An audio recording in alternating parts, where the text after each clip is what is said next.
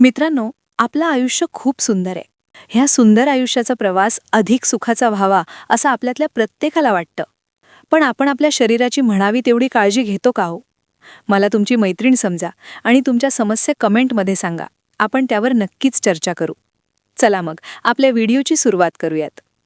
मित्रांनो, सकाळी झोपेतून उठल्यावर जसा पहिला पाय आपण जमिनीवर ठेवतो तेव्हा पायांमध्ये वेदना होऊ लागतात का, हे एकदा स्वतःला प्रामाणिकपणे विचारा. गुडघे अचानक ताठ झाल्यासारखे वाटतात, कंबर वाकवताना टोचल्यासारखे वेदना होते आणि जिना चढताना नेहमीपेक्षा जास्त दम लागतो. सुरुवातीला आपण याकडे फारसं लक्ष देत नाही, पण जेव्हा हे रोजच होऊ लागतं तेव्हा मनात एक विचार पक्का बसतो, वय झालंय, त्यामुळेच हे सगळं होत असणार. हळूहळू आपण या त्रासाला स्वीकारायला लागतो आणि वेदनांसोबतच जगणं शिकू लागतो. पण मित्रांनो, इथेच सर्वात मोठी चूक होते. वय वाढणं ही नैसर्गिक प्रक्रिया आहे, पण शरीरात सतत दुखणं, सांध्यांमध्ये अखडणं आणि हालचालींमध्ये अशक्तपणा जाणवणं हे सर्व वयाचं अपरिहार्य लक्षण नाही. खरं तर हा आपल्या शरीराने दिलेला एक इशाराच असतो की आतून कुठेतरी पोषण कमी पडतंय. हाडांना लागणारे खनिज घटक, सांध्यांमधली नैसर्गिक चिकटपणा आणि स्नायूंना मिळणारी ताकद हळूहळू कमी होत जाते आणि त्याचा परिणाम म्हणजे हे रोजचं दुखणं, कडकपणा आणि थकवा.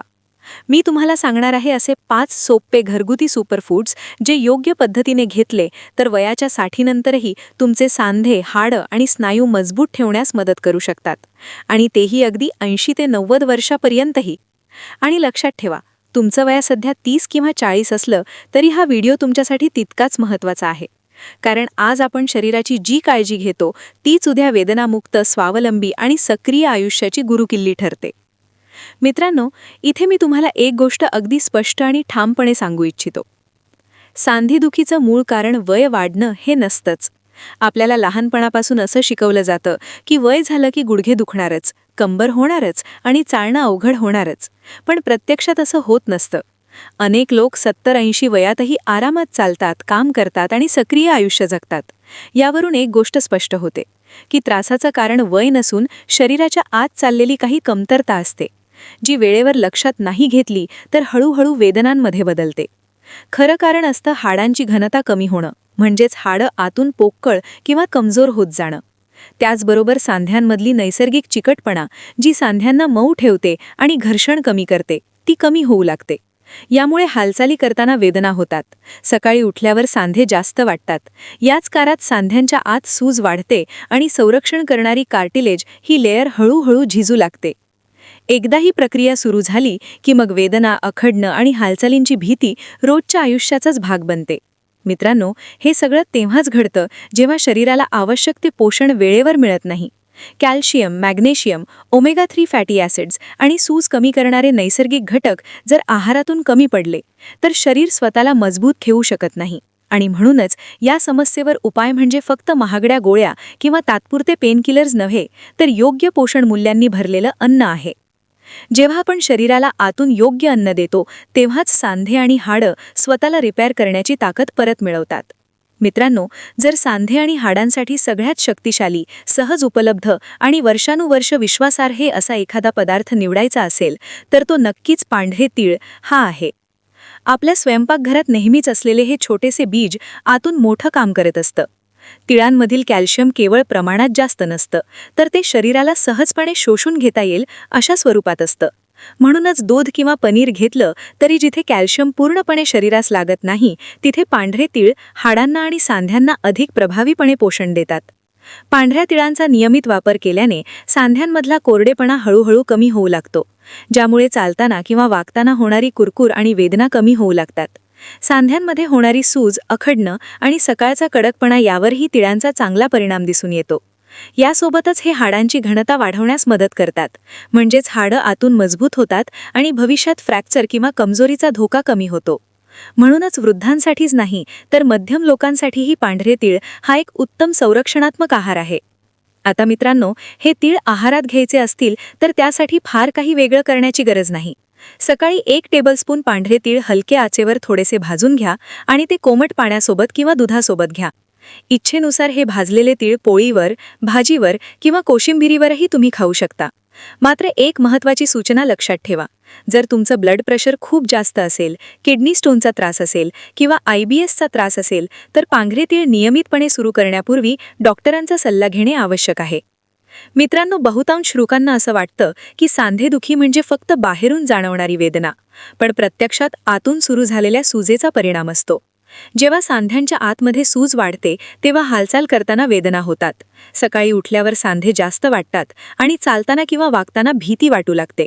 ही आतली सूज जर वेळेवर कमी केली नाही तर ती हळूहळू सांध्यांना संरक्षण देणाऱ्या लेयरला म्हणजेच कार्टिलेजला नुकसान पोहोचवू लागते आणि त्यातूनच दीर्घकाळ चालणाऱ्या वेदनांची सुरुवात होते.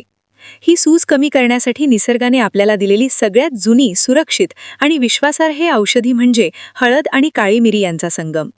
हळदीतील कर्क्युमिन हा घटक शरीरातील सूज कमी करण्याचे काम करतो, वेदना शांत करतो आणि सांध्यांमधील घर्षण कमी करण्यास मदत करतो. त्याचबरोबर काळी मिरी हळदीचे शोषण शरीरामध्ये अधिक चांगल्या प्रकारे व्हायला मदत करते.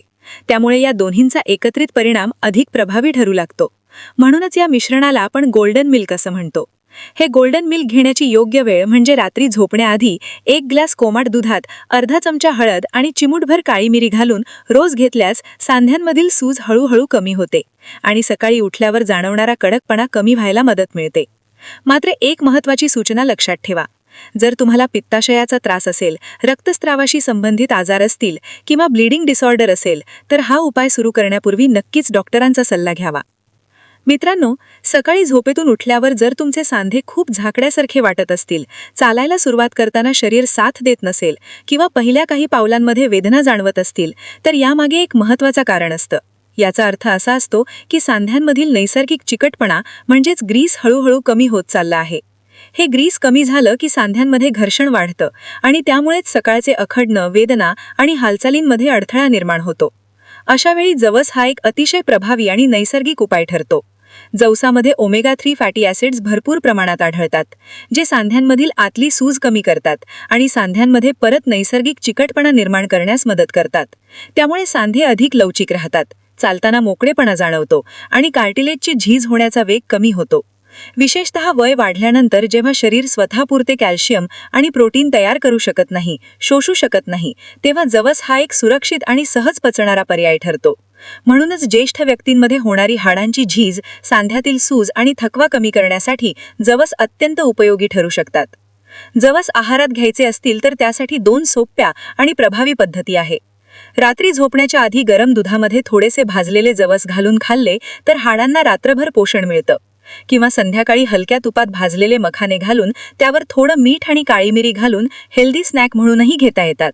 मात्र एक महत्त्वाची सूचना लक्षात ठेवा. जर तुम्हाला गाऊटचा त्रास असेल, युरिक ॲसिड वाढलेला असेल किंवा किडनी स्टोनची समस्या असेल तर जवस नियमित सुरू करण्यापूर्वी डॉक्टरांचा सल्ला घेणे आवश्यक आहे. मित्रांनो, सगळ्या डाळी आरोग्यासाठी चांगल्या असल्या तरी हाडं आणि स्नायूंना खरी ताकद देणारी डाळ जर कोणती असेल तर ती म्हणजे उडीद डाळ. आयुर्वेदामध्ये उडीदाला बलदायी असं म्हटलं जातं, म्हणजे शरीराला स्थिरता, शक्ती आणि बळ देणारा आहार. विशेषतः वय वाढल्यानंतर जेव्हा हाडं कमजोर होतात, स्नायू सैल पडतात आणि चालताना आत्मविश्वास कमी होतो, तेव्हा उडीद डाळ शरीराला आतून आधार देण्याचं काम करते. उडीद डाळीमध्ये कॅल्शियमचं प्रमाण इतर अनेक डाळींपेक्षा जास्त असतं, ज्यामुळे हाडांची घनता वाढण्यास मदत मिळते. यासोबतच यात भरपूर आयर्न आणि चांगल्या दर्जाचे प्रोटीन असतं, जे स्नायूंना बळकट करतं आणि थकवा देखील कमी करतं. मजबूत स्नायू म्हणजे सांध्यांवर कमी ताण आणि त्यामुळे गुडघे, कंबर आणि इतर सांध्यांना दीर्घकाळ संरक्षण मिळतं.